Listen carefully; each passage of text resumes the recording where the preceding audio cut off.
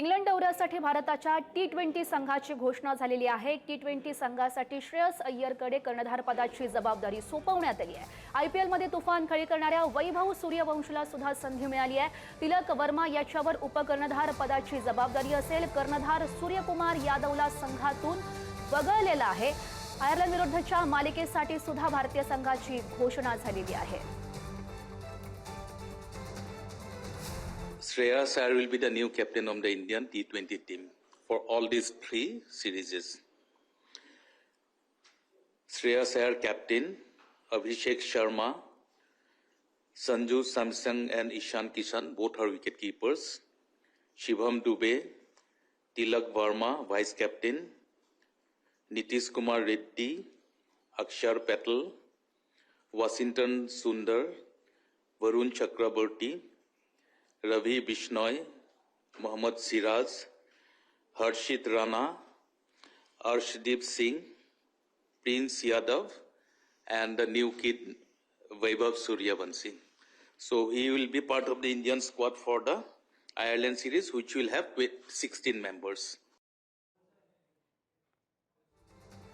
तर आमचे output head Sandeep Ramdasi sir आपल्याला या संदर्भात अधिकची माहिती देत आहेत। संदीप सर, गौरी, इंग्लंड आणि आयर्लंड दौऱ्यामध्ये 2 T20 सामने होत आहेत आयर्लंड सोबत आणि इंग्लंड सोबत 5 T20 सामने होत आहेत। या दौऱ्यासाठी आज संघ जाहीर करण्यात आला आणि यामध्ये अगदी आश्चर्य नसेल वाटलं ज्यांनी कोणी IPL मधला परफॉर्मन्स पाहिला आहे वैभव सूर्यवंशीचा त्यांना की वैभव सूर्यवंशी हा अवघ्या 15 वर्षाचा मुलगा याला पहिल्यांदाच निळी जर्सी भारताची कॅप घालायला मिळणार आहे।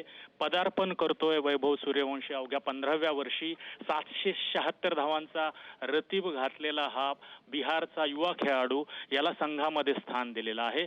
सगळ्यात महत्त्वाचं वैशिष्ट्य आणखी या संघाचं म्हणजे कप्तान बनवलं आहे श्रेयस अय्यरला। अगदी 3च महिन्यापूर्वी जो भारतानं विश्वचषक T20चा जिंकला त्यावेळी कप्तान असलेला आपला सूर्यकुमार यादव याच्याऐवजी श्रेयस अय्यरवर संघाची धुरा दिलेली आहे। दुसरा मुंबईचा खेळाडू तिलक वर्मा याला उपकप्तान केलेला आहे आणि या दोघांवर आता या 7 सामन्यांची धुरा असेल। आगरकर यांना ज्यावेळेस विचारण्यात आलं की तुम्ही सूर्यकुमार यादवला का वगळलं त्याचं उत्तर आणि श्रेयस अय्यरच्या निवडीचं एकच उत्तर त्यांनी दिलं, ते म्हणजे भविष्यातल्या म्हणजे पुढच्या 2 वर्षातल्या संघाची ही बांधणी म्हणून आम्ही याच्याकडे बघतोय आणि त्यासाठी ही निवड आता करण्यात आलेली आहे। गेल्या वेळेस आपण पाहिलं की श्रेयस अय्यरला आपल्या T20च्या संघात वर्ल्ड कपच्या संघात सुद्धा स्थान नव्हतं आणि आत्ता या दोन्ही दौऱ्यासाठी त्याची कप्तान म्हणून निवड ही सकारात्मक अशीच बघितली जाते। 2028च्या विश्वचषकासाठी संघ बांधणीचं महत्त्वाचं पाऊल म्हणून याच्याकडे पाहिलं जातंय।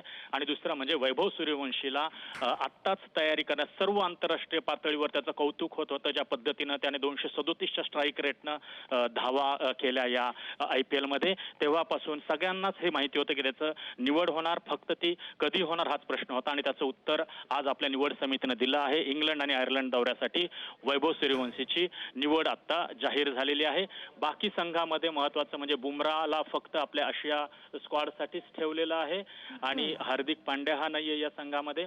बाकी जवळपास वर्ल्ड कप मधला संघ आपल्याला पाहायला मिळतोय जो अत्यंत युवा संघ आहे आपल्या समोर आणि जो आपण आपल्या पुढारी न्यूजच्या प्रेक्षकांनाही सांगितलेलं आहे। 14-15 जी नावं आहेत ती। गौरी, हो नक्कीच।